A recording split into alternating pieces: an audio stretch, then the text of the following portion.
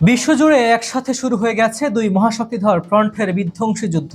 একদিকে ইউরোপের বুক কাঁপিয়ে মার্কিন প্রেসিডেন্ট ডোনাল্ড ট্রাম্পের এক চরম হুঁশিয়ারি, যার এক ঘোষণায় অকার্যকর হয়ে যেতে পারে আটলান্টিকের ওপারের সমস্ত বাণিজ্য চুক্তি।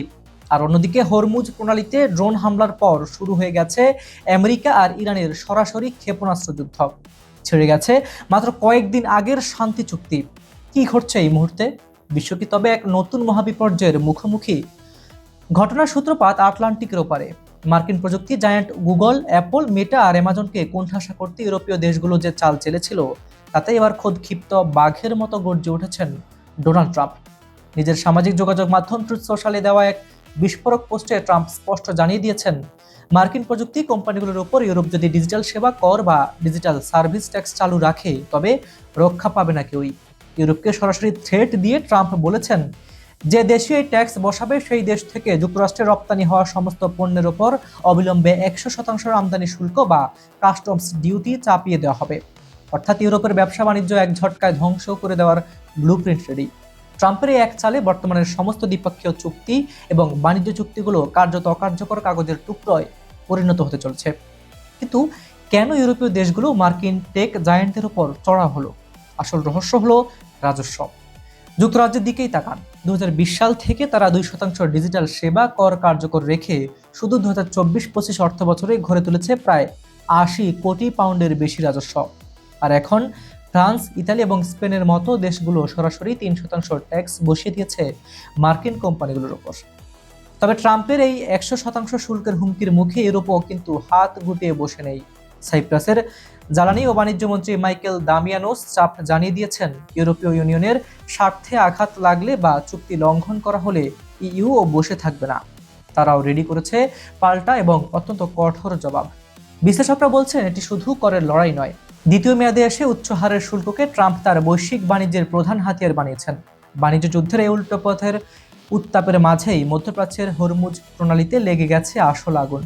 বিশ্ব বাণিজ্যের সবচেয়ে গুরুত্বপূর্ণ এই রুট এখন জ্বলছে। সিঙ্গাপুরের পতাকাবাহী বাণিজ্যিক জাহাজ এনবি এভার লাভলিতে হঠাৎ ধেয়ে আসে এক আত্মঘাতী ড্রোন হামলা।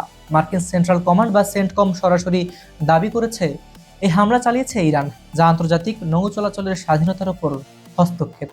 ব্যাস, এই হামলার পর আর তরস হয়নি মার্কিন বাহিনীর। মার্কিন যুদ্ধবিমান আর মিসাইল ধেয়ে যায় ইরানের দিকে। শুক্রবার স্থানীয় সময় রাত ঠিক 11:15 দক্ষিণ ইরানের বন্দর নগরী সিরির ডক এলাকায় মার্কিন ক্ষেপণাস্ত্রের আঘাতে কেঁপে ওঠে চারপাশ। সেখানে মার্কিন হামলায় ইরানের ক্ষেপণাস্ত্র ও ড্রোন সংরক্ষণ কেন্দ্র এবং উপকূলীয় রাডার স্থাপনাগুলো মুহূর্তের মধ্যে ধূলিসাৎ হয়ে যায়।